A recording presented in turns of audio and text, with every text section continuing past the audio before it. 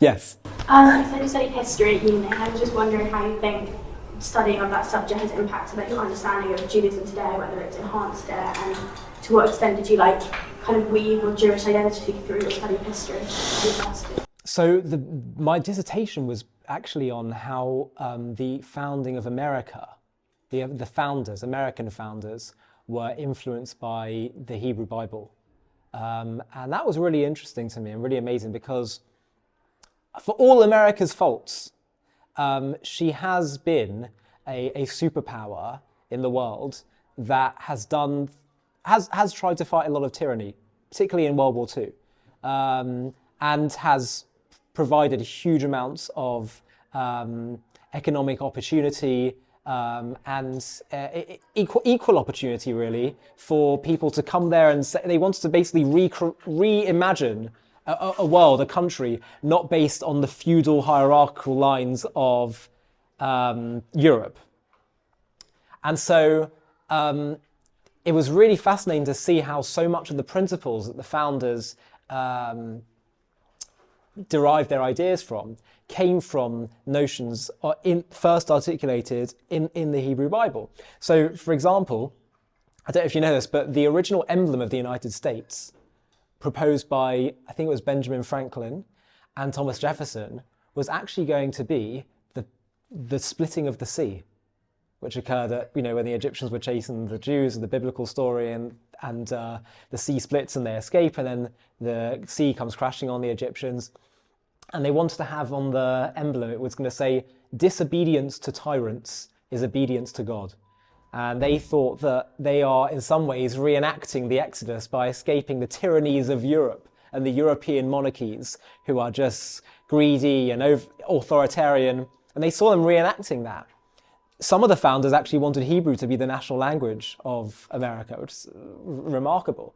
The ideas of splitting powers. So in order to have accountability in government, they created this concept of we're going to have, it was really ahead of its time, by the way, we're going to have a judiciary, we're going to have a legislature, and we're going to have the executive branch. So the executive branch being the president, we're going to have the legislative branch being the Congress, you'd have the Senate and the House of Representatives, and then the Supreme Court. And they all have their own particular power, and they all act as checks and balances.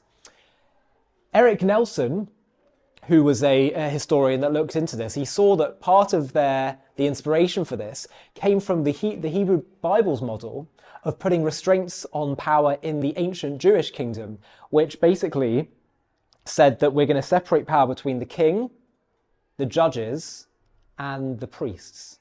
And they all had separation of powers, and they couldn't really invade each other's boundaries too much. And the king was absolutely held accountable to the rule of law. So you saw in medieval Europe, the kings could just pass new laws to allow them to run freely, basically, and do whatever the hell they wanted. But no, the Bible said absolutely everyone is accountable to the law, the rule of law, really. And many of these principles I saw, and we see this. So they're starting to get a bit forgetful about it in today's America, but throughout so much of American culture, particularly in the early years, we see so much of this, these ideas infused into their culture. Even in that, the Declaration of Independence that says the famous line, "We hold these truths to be evident that," and all presidents and American politicians will recite this time and again, that we hold these truths to be self-evident, that all men are created equal and endowed by their creator with certain inalienable rights. And that principle, that premise, this idea of there is a God and he cares for all of humanity and there's therefore dignity and infinite value to every human individual, that was the basic foundation, the basic building block for which all of American democracy grew from.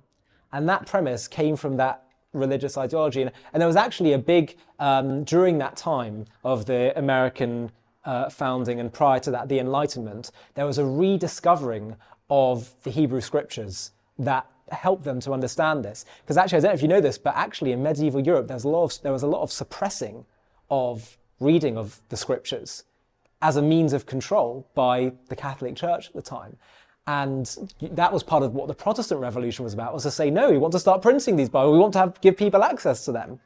And so once they had access, they started to see all these principles come into the fore, and the Hebrew Bible obviously played a big role in that. So for me, that was a very inspiring thing to realize and to note, and that was the main focus of my study. And I just think it's remarkable. I definitely think that overall, again, today it's another question, but certainly historically, Judaism would consider America to be a source of an example of what can happen when people take note of the values and principles expressed in the Hebrew Bible. Yeah. Hi, thank you so much for watching. To watch another one, click here. To stay up to date with all our content, click here to subscribe. And if you're able to, you can help support JTV to grow and grow by clicking join below this video, where you can become a member and get perks including early access to videos and private live discussions with me. But most of all, you'll be partnering with us on our mission to change the world.